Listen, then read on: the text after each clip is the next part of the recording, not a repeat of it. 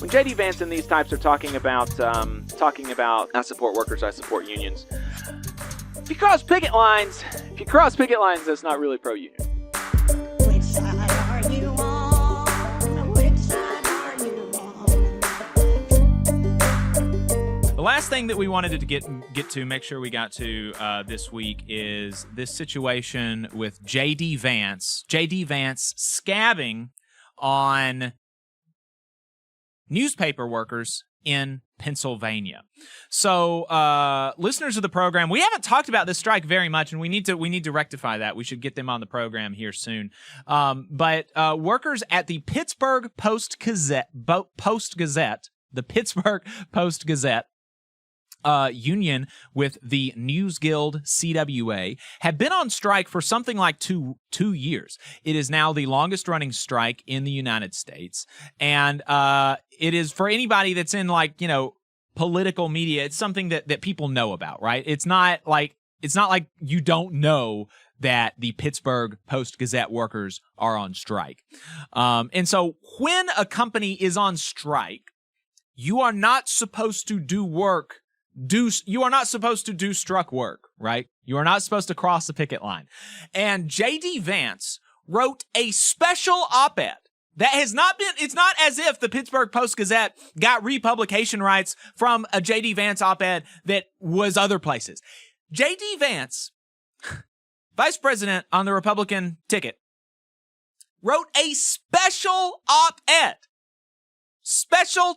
exclusive to the Pittsburgh Post-Gazette.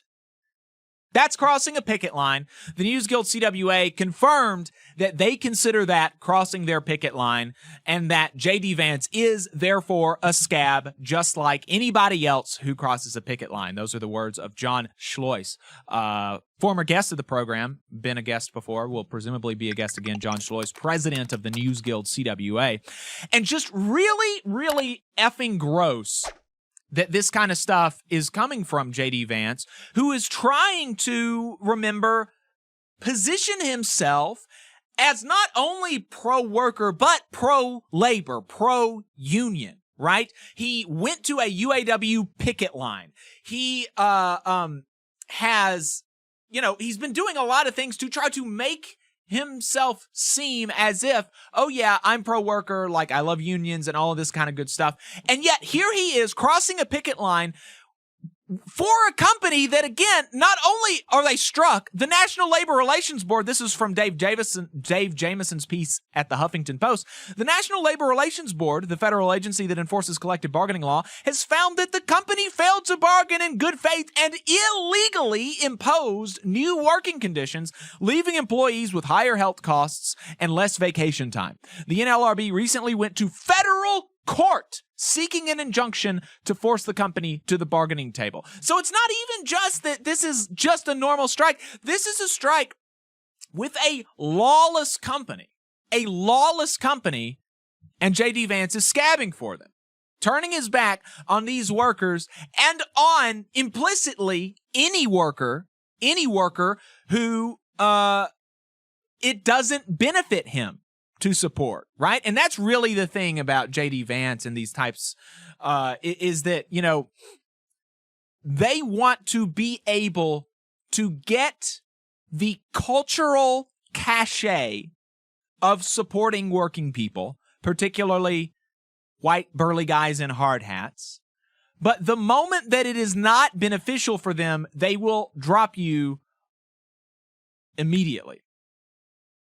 And so J.D. Vance did not feel like it was beneficial to him to take a principled stand with the striking workers at the Pittsburgh Post-Gazette. He didn't feel like that would be beneficial to him, so he didn't do it. And so every union worker should know, every union member in the country should know, J.D. Vance will cross your picket line if he feels like it will benefit him.